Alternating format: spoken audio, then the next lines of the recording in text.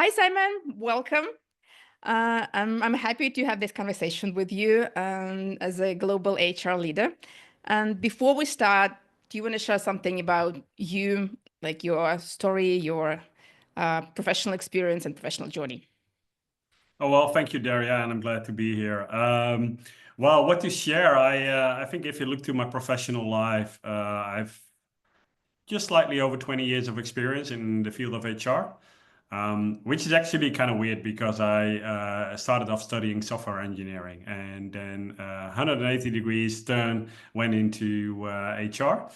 But I loved it ever since. Worked for a lot of large companies in the beginning of my career, and then moved roughly around 10 years ago into hypergrowth organizations, helping them to scale faster.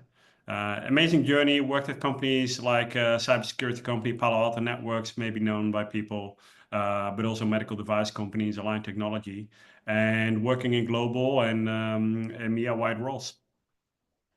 Interesting. And I'm really curious about this transition from software engineering to HR. How did it happen?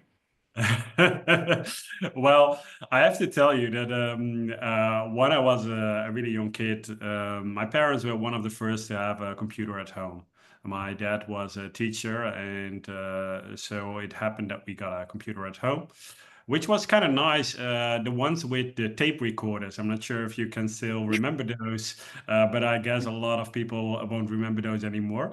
But you actually could tape software from the radio. Anyhow, that being said, I learned myself programming, and I thought, well, that would be my future. Went eventually studying software engineering, but what I noticed in the first couple of months already is I was missing completely the social aspect of it.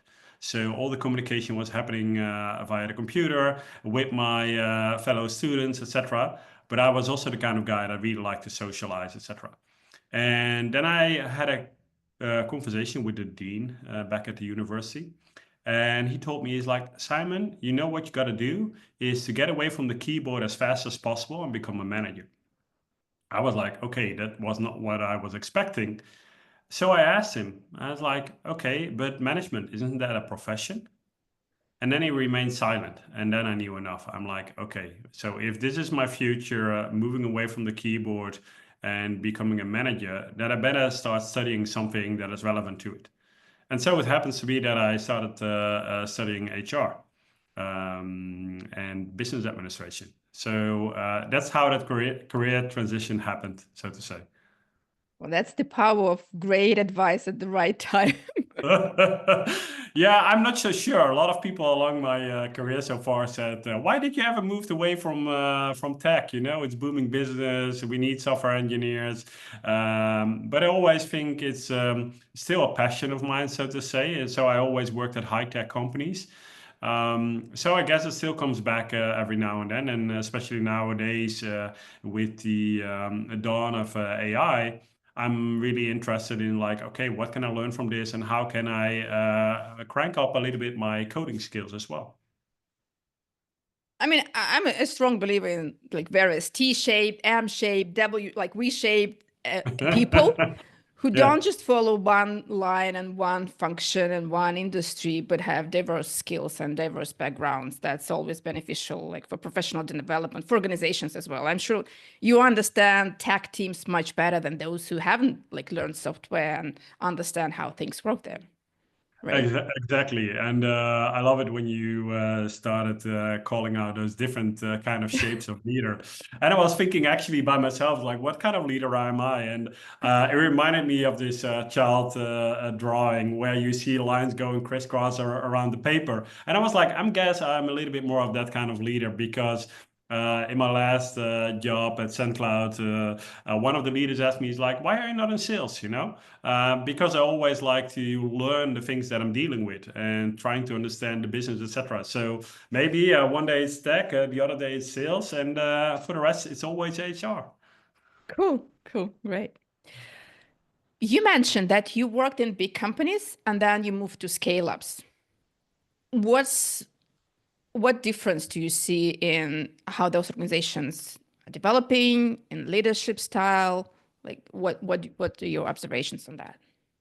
Yeah, that's a fascinating experience, to be honest. Because in the beginning, I thought it would be completely different.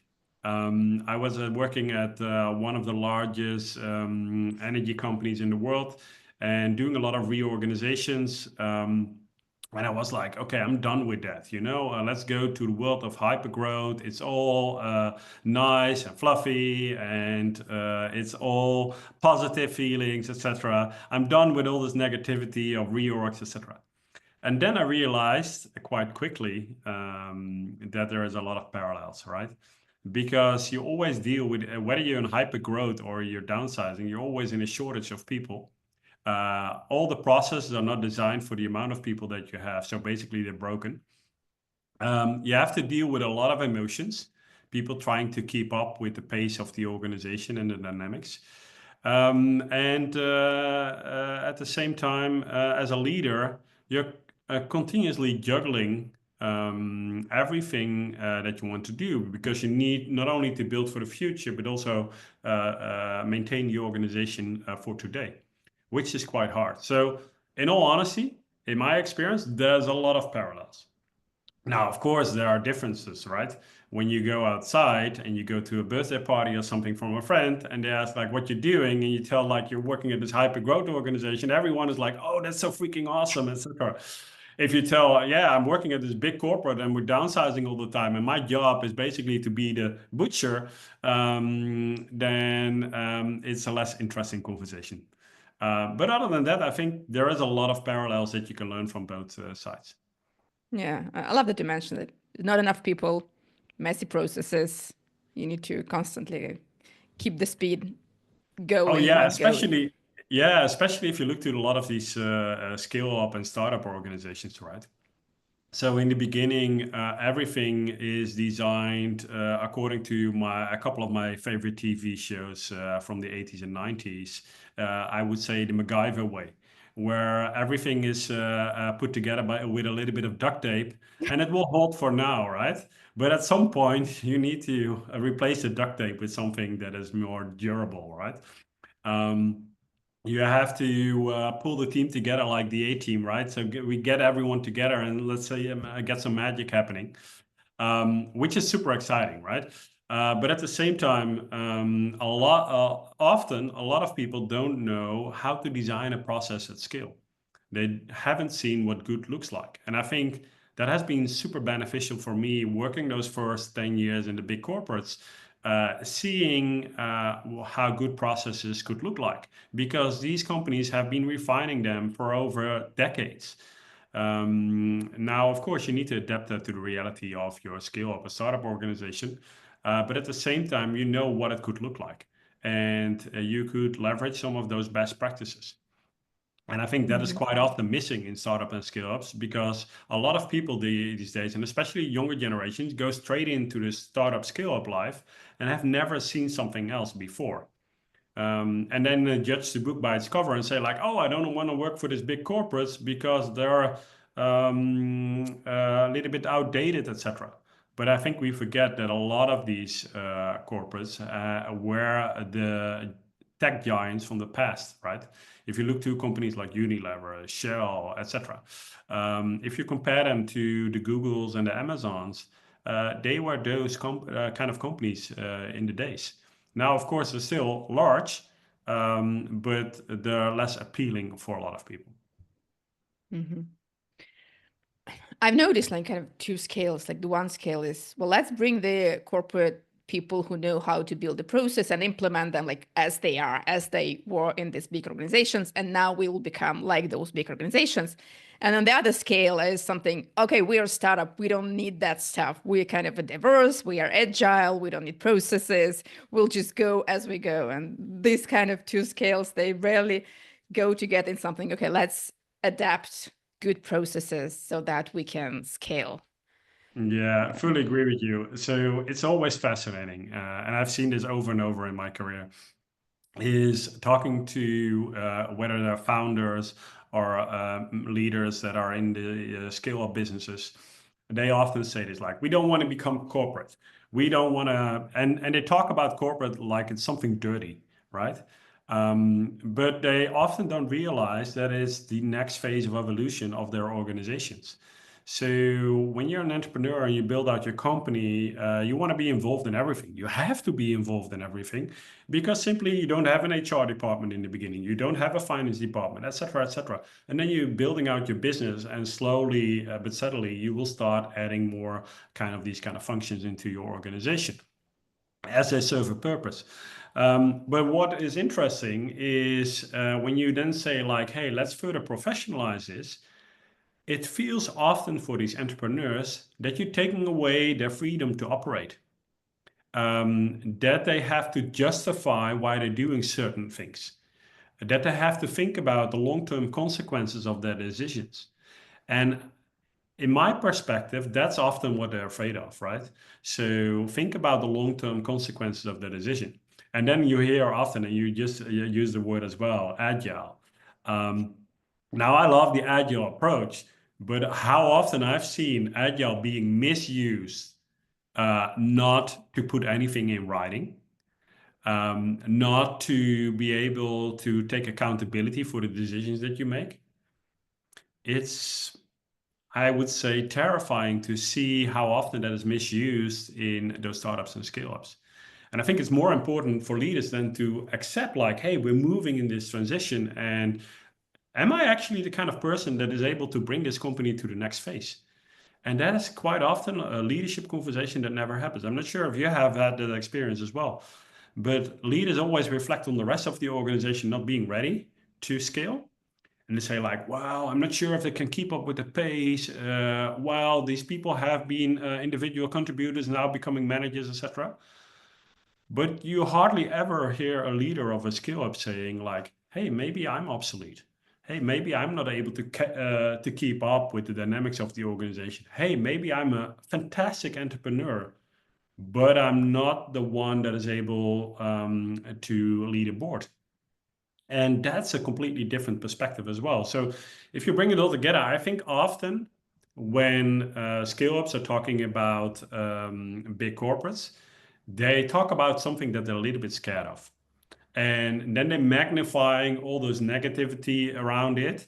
So it becomes like this horrible show that nobody wants to become, not realizing that some of these elements you actually need in order to be excellent in your operations. Mm-hmm. I love that you bring that up, that like you need a different skill set and you probably need different energies to be entrepreneur and to be a business leader that aimed for like sustainable growth.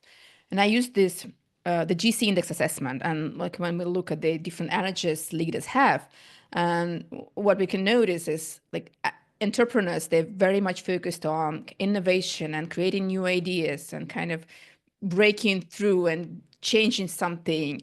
And while business leaders are mostly focused on strategy and how we can make it work and how we can make it happen. So that these are different skill sets, different energies, different type of people that are required to build a business, start a business, and then grow a business and make it sustainable. Yeah. Yeah, no, I fully agree with you. If you look at these entrepreneurs, they're really good at quick fixes. They see a trend happening in the market and they're able to act fast on it. And this is also why a lot of them, in my perspective, are struggling when their companies start to grow. Because those quick fixes, I've had this quite often, that in particular founders say something like, oh, but in the old days, we were able to just pull a couple of people together in the room and we fix this overnight. Well, now it's taking weeks to solve this problem. And I said, I hear you, and yes, sometimes we're making it too bureaucratic, etc., and we need to reduce that, and we need to be able to be faster. But at the same time, you need to realize that you need to bring a whole organization on this journey. That the shortcuts that you made in the past maybe are not sustainable solutions, but quick patches. So do you want to become like this quick patches kind of company that runs in from one problem into the next problem? Or do you want to create sustainable solutions, right? And that's often something difficult to comprehend because the rush that they're getting, and in particular these entrepreneurs, the rush that they're getting from quick fixes, from making an impact that is directly visible, is something completely different than the long-term incentive that you're getting when you build something out that is more sustainable and where you maybe see the results not maybe in the next day, in the next week, but maybe in the next year. And that's where what I think you highlighted properly is um, business leaders often need to work around strategies. Now, there are a lot of business leaders that struggle with crafting a strategy and executing against it. But honestly, they should, right? Because that's their job. Mhm. You had experience with acquiring companies and merging them into the parent company.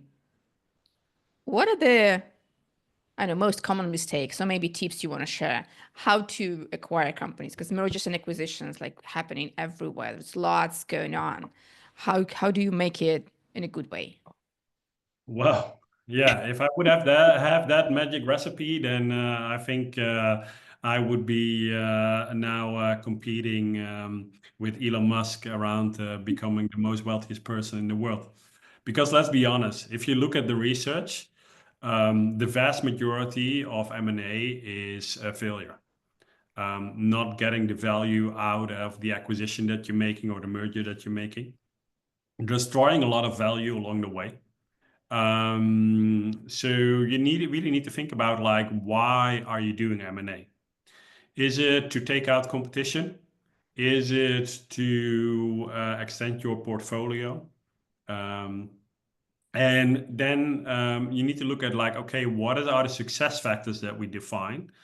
And what is the trade-off that we're willing to make? Because there are always significant trade-offs. I'll give you a fantastic learning that I had in my time at Palo Alto Networks. I'm not sure if you're familiar with Nikesh Arora. He's the CEO of Palo Alto Networks, but previously served as COO at SoftBank, and before that was one of the leaders that was able to make Google Cloud big globally. So someone with an impressive track record, and he was known to be the deal maker in Silicon Valley. Now, when he came on board in Palo Alto Networks, he said, okay, I'm going to help transform this company from a network security company, which is basically hardware, a lot of firewalls, to a cybersecurity company, which is security as a service or software as a service. And that's a huge transition because if you're going from hardware to software, your whole business model already starts to change. But in order to build up credibility fast around this new business focus, you need to acquire the right businesses and integrate them well. So we went on this massive M&A spree where I would say approximately every quarter, and I worked there for 4 years, but every quarter we acquired a business and integrated them. Now we did this. I'm not sure if it was a familiar name, but it's a thing that we often said amongst each other within the company when I was there. We do 0-day integrations. And what does that mean? Basically, actually saying, well, we keep the company as much as is because you want to have the talent that comes with the company that develop the product. You want to leave them untouched, more or less. Because why would you acquire a business and then fire all the leadership team, etc., and making some optimizations? Because otherwise you would have developed it yourself, right? So what we did is we acquired those businesses, integrated them in our businesses by only making sure that all the fundamentals of the operating process, so like finance, HR, etc., was fully integrated. But the way they were doing their work, we left almost untouched. Now, of course, we gave them full access to the rest of the organization. And what we said to the rest of the organization, you need to start selling this adjacent product right away. So as soon as the acquisition date is there, you need to start selling the product. That means that you need to ramp up the whole organization and educate about this new product. Now, I think a lot of organizations do this wrong.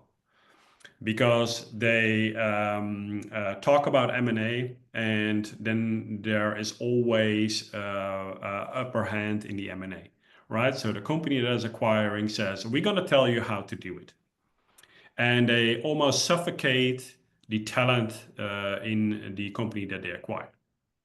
Or they're saying, okay, we know better how to scale this business, so we're gonna tell you exactly what to do, and we put a leader on top of that business that is coming from our own organization.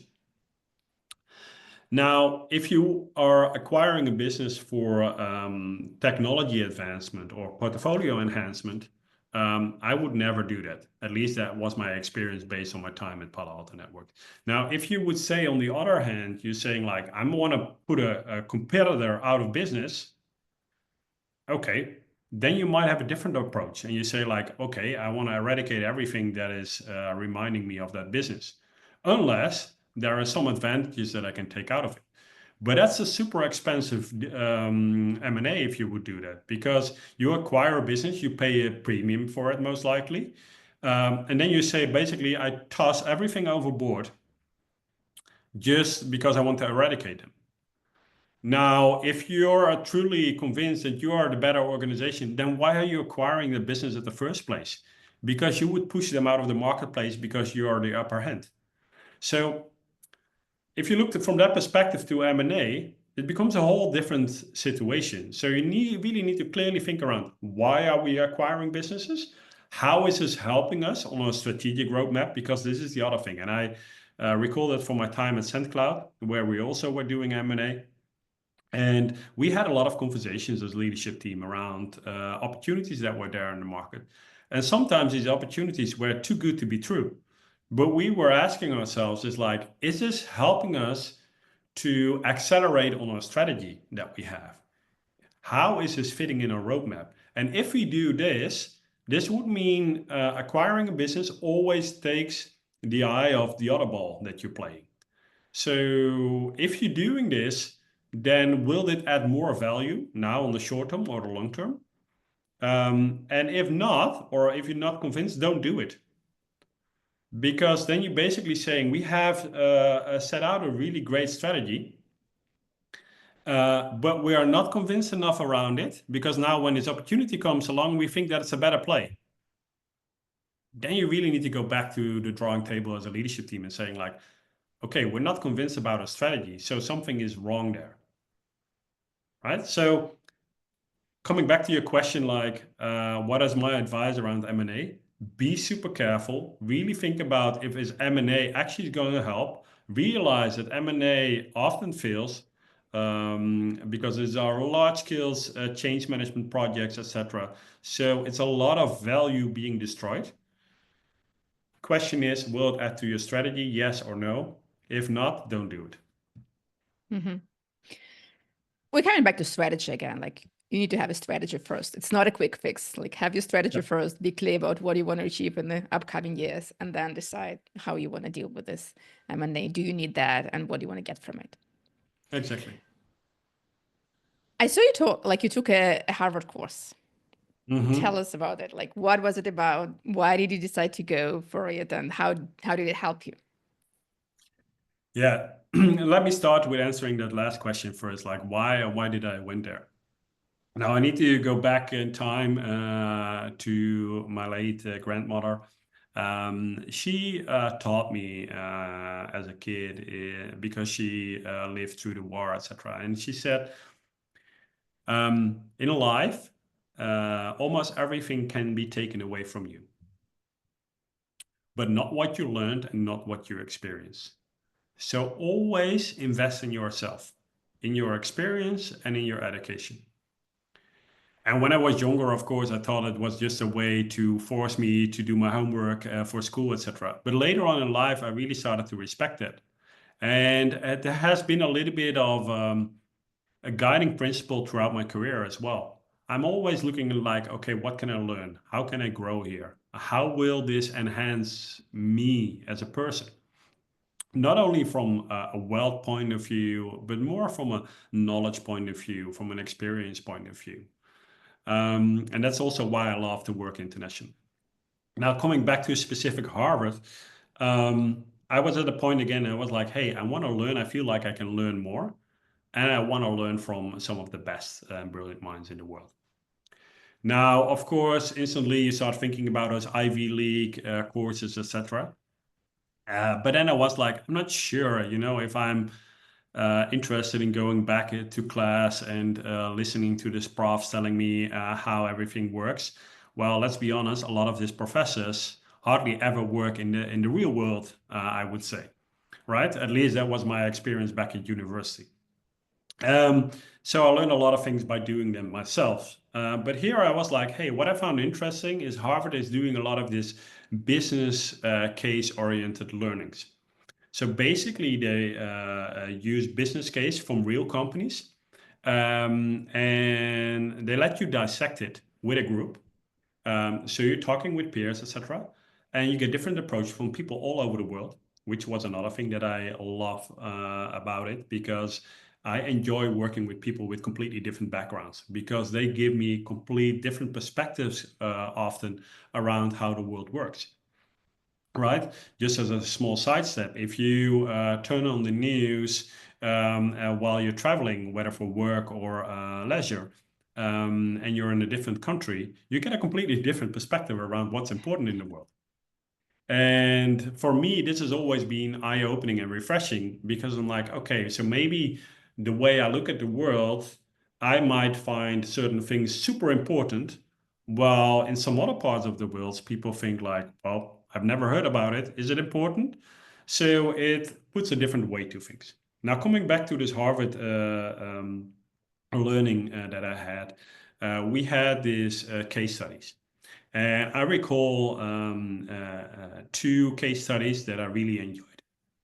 One, and I cannot say too much details around it because I don't want to spoil like for people going into this kind of trainings.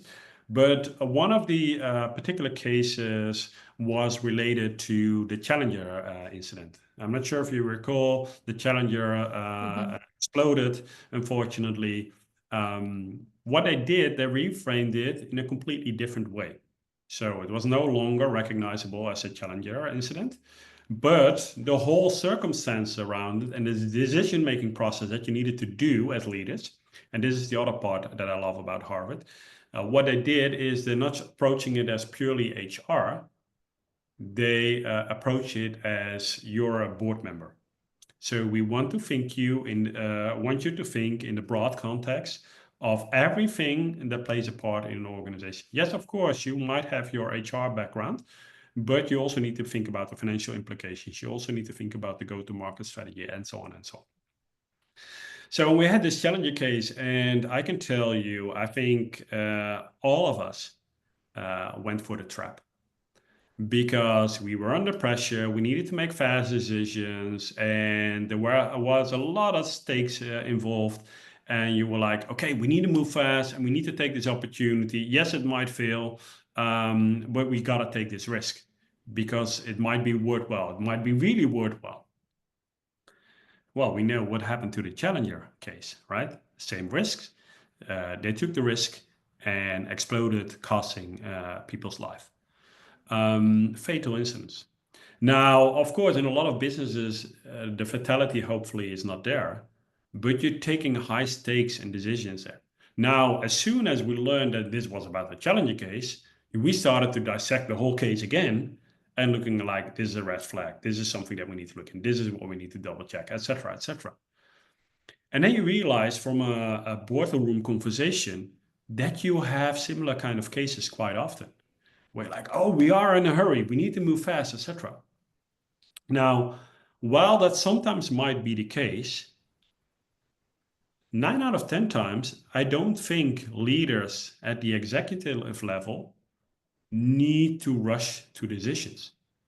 Because if you have set clearly out a strategy and you talked about like what are market opportunities that might arise, you have done your proper SWOT, right? Then you know if the situation arises, like is this really something major? Is this something really that puts everything upside down and it is a rushed decision that we need to take? But knowing what is at stake, or should we take a step back and think around it and reflect around it? Because what you will notice a lot of times, people, no matter what level you're in the organization, no matter what you do in life, you have the tendency to rush in decisions. There is, of course, a saying like sleep a night over it, right? Before you take an important decision. Now, if you apply this to the rest of your life, most likely you will notice that a lot of these kind of things, you could easily sleep 2 nights over it, right? But so this is a really interesting experience to go through because you can talk about it, you can read all these popular quotes, etc. And you're like, oh yeah, I got it. But then when you actually go to a case and you think like, oh, we know we are with a lot of brilliant people in this room, we solved this case, and then you realize like, well, actually we didn't. Really put your mind at work and start to reflecting around everything that you do in business. Now, the other case that I would love to share with you is a case that we did around watches. And against all odds, there was this entrepreneur that decided to make luxury watches, Swiss luxury watches. All the odds in the market said, don't do it. It doesn't make sense. And eventually he decided to do it. And he built out one of the most successful companies, but really built around his personal passion and beliefs around this, against all odds. Now, what do we see a lot in businesses that all of a sudden emerge?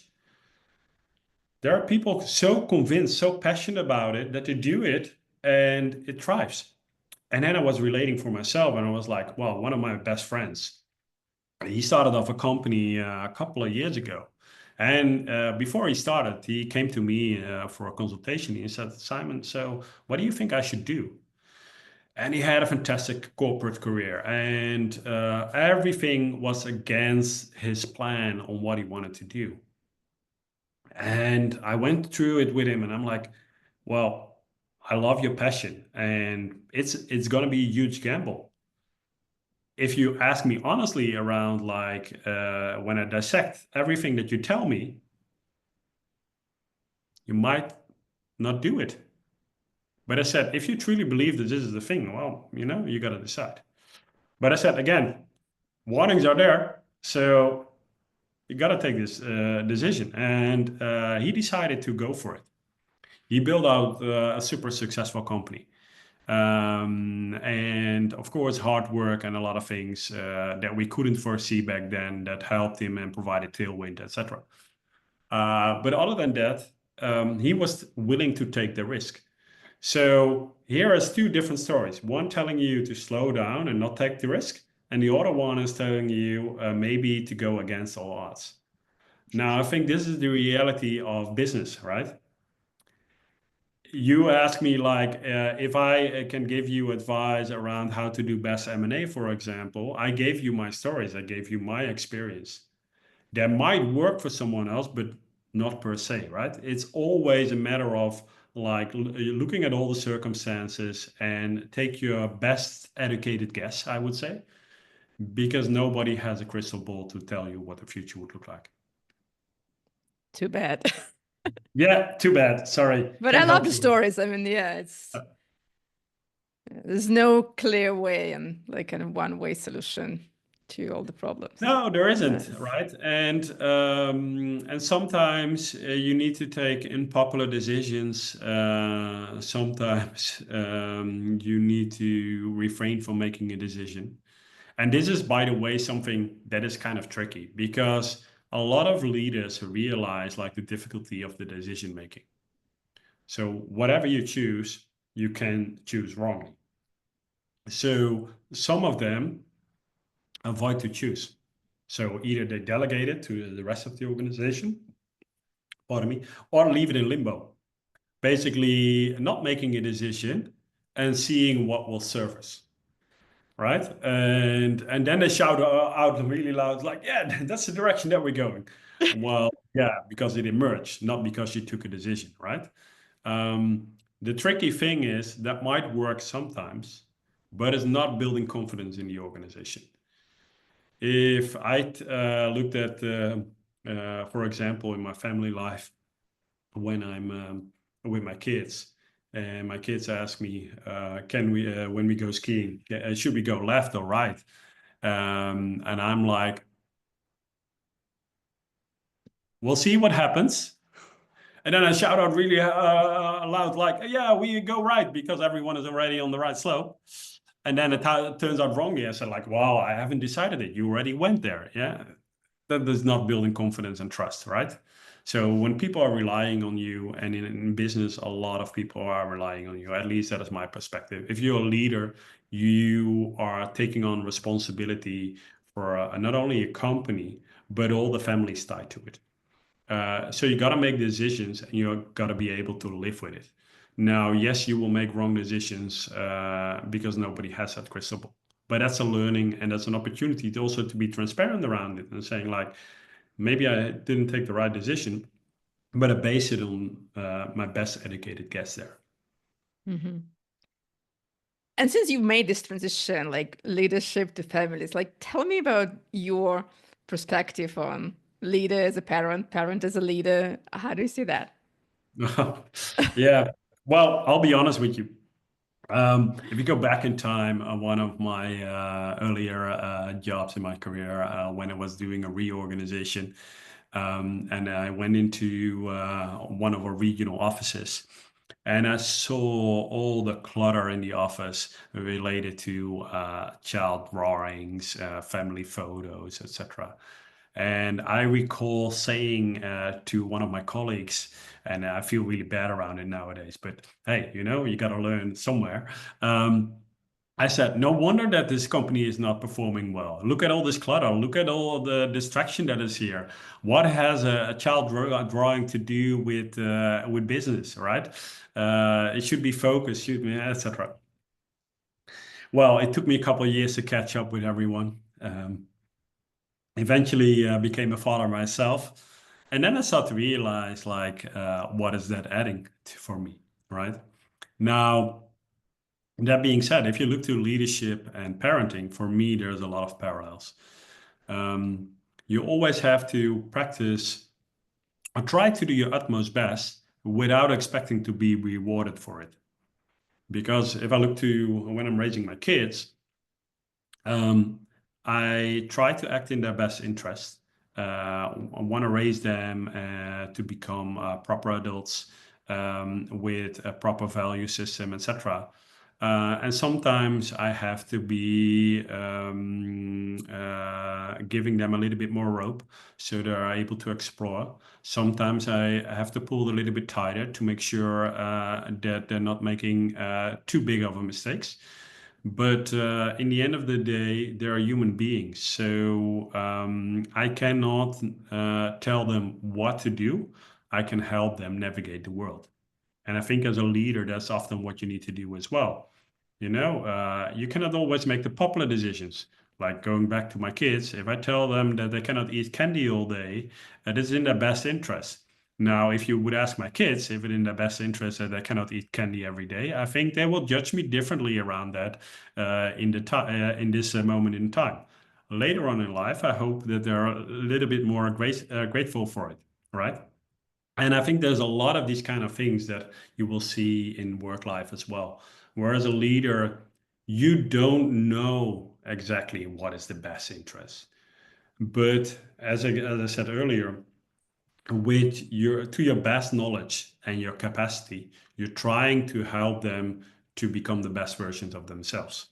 You try to help someone, to educate them, to support them.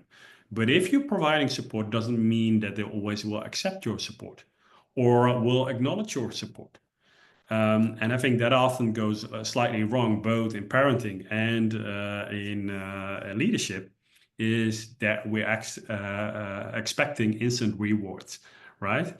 It's like, why is my kid not being grateful for everything that I do for them, right? Especially when you're tired late in the evening and sitting on the couch and you're like, oh, that's been a rough day, right? But the same in work. right? How often are leaders like waiting for, oh, I want to have this perfect scores on the engagement survey. I want to have people saying, hallelujah, this is the best leader I ever had, etc. Now, quite often people realize that later in time on what it's worth. Now, so I think that's the first part. If you think about parenting at the same time, it's also about adapting every time to the individual. Because if I look at how I raised my son and my daughter, of course, trying to do that in similar practices, yet at the same time, they're different individuals with different needs, with different responses.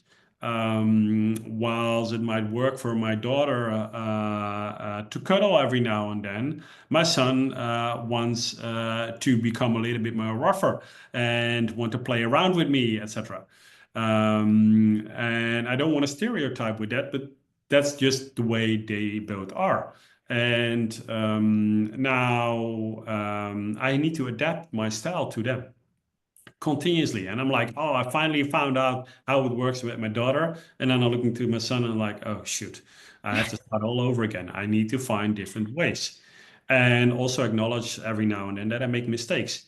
But one of the things that for me has been really eye-opening in the last couple of years is the value of transparency.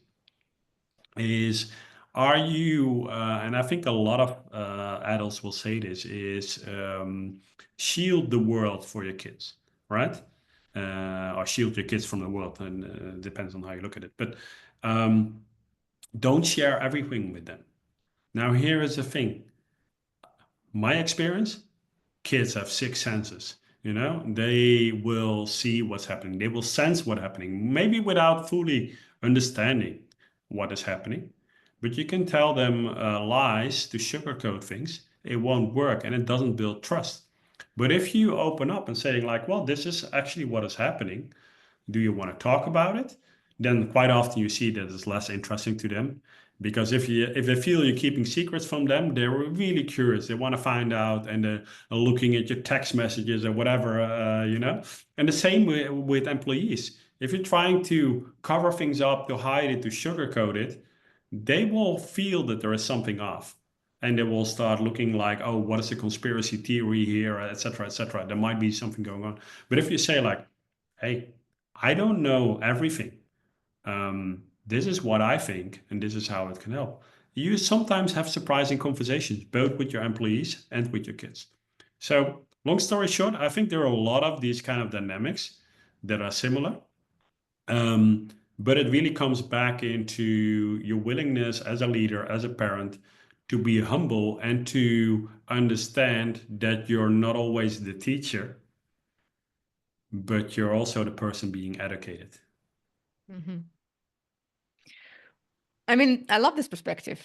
So what I hear is kind of parents as leaders, leaders as parents, they have kind of sometimes they have broader perspective and see because they have connections with broad organization and they kind of probably have more strategic thinking process along the way, and they sometimes need to make unpopular decisions. And on the other side, they need to adapt because you have junior employees, you have senior employees, you have like babies, you have teenagers, which is a completely different story. And you need to Yes. adapt your style and how you your conversations with them, and then being transparent. I mean, maybe not in every detail, but to the level they want to hear and they're able to understand. Be transparent with your kids and with your employees, and Yeah, to and build I would trust. like to, yeah, I would like to add another thing to it, and that is something that starting to dawn on me lately is um, as parents, we are quite judgmental about other parents on how they raise their kids. As leaders, we do the same. We're quite judgmental around other leaders and telling them how to do their job. All right. Now, if we are really introspective, we should know that every situation requires different leadership. Every team dynamic is different. So, what works for you and your kids might not work for the other parent. Now, of course, there are things that are completely not done. And of course, you should be able to say something around that, call out bad behavior, etc.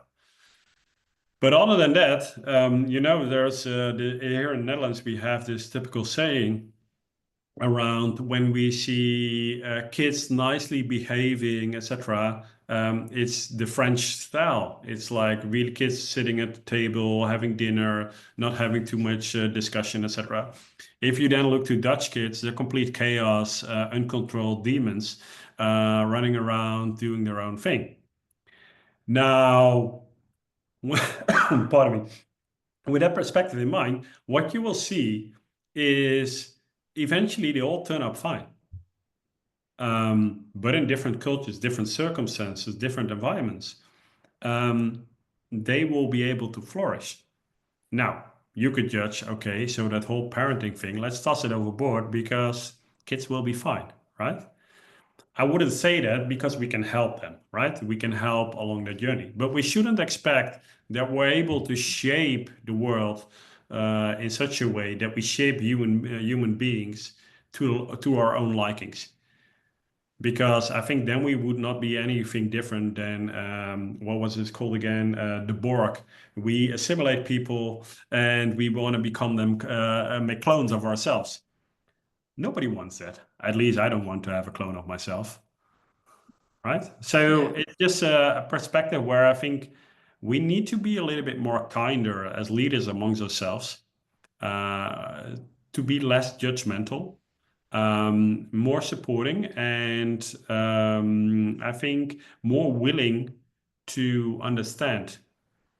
So if you look to someone and trying to understand, like, hey, why is this happening? Why is this person operating? Do I understand the full context? And then coming back to those Harvard cases, right? Do I fully understand the full dynamics?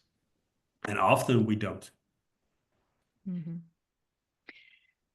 Well, thanks. That's an endless conversation. Parenting, leadership.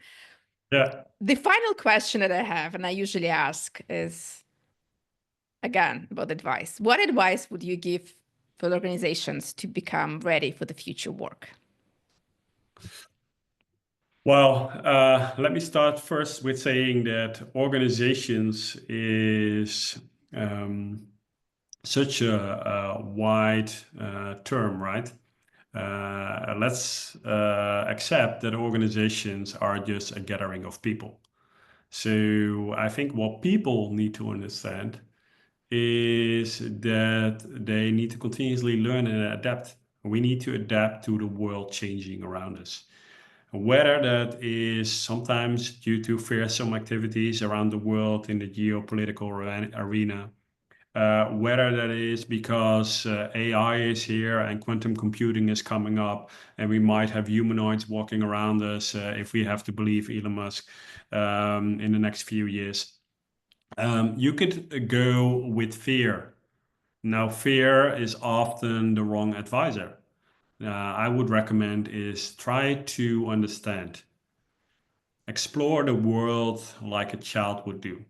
And I would give the example, and you might find it online as well, where they had some toddlers playing around, and then they had some snakes crawling around those kids. Every parent would freak out, most likely. But here they did this experiment and saying kids have not been taught to be of fear about snakes. That's what we teach them, right? And some of these snakes are harmless. So, and the kids play around with the snakes and nothing happens, right? No panic whatsoever. So, what we all need to think about as organizations, as individuals, is how do we approach the world around us? If we project fear to people, if we tell them, like, be mindful around all the scary things at the horizon, we will project fear on other people and they will start acting on fear. Again, most likely not taking the smartest decision. Well, if we say, like, look at all these opportunities, look at what is possible, and what can we do to integrate it? What can we do to leverage those? You will see a different world starts to emerge. And so my advice is keep learning, keep adapting, and keep an open mind, and try to give things a little bit more positive spin. Because eventually, I think, especially in this time of the year, it should be a story of hope, not of doom and gloom. Yeah, I love the shift from fear to curiosity and learning. Well, thank you Yeah. so much, Simon. It was great having this conversation. I really enjoyed talking about M&As and cases, Harvard cases, and parenting and snakes. Yeah, it was a really great conversation. Thank you for joining me today. Yeah, well, pleasure was all mine. I love to talk about this kind of things, and I hope it's helpful and that people find it interesting to hear these stories. And if anyone has questions, don't hesitate to reach out to me. How they can reach out to you? Well, I would What's say the the best? easiest way is go to my LinkedIn page and connect with me. Send me a message. I will respond. This is also the way you and I got connected eventually and started to have a conversation. I think that's the easiest way to do it, and I'm looking forward to it. Okay, so the link to your LinkedIn profile is in the comments to this, in the description to this video. Yes. All right, take care. Perfect. Thank you, Daria.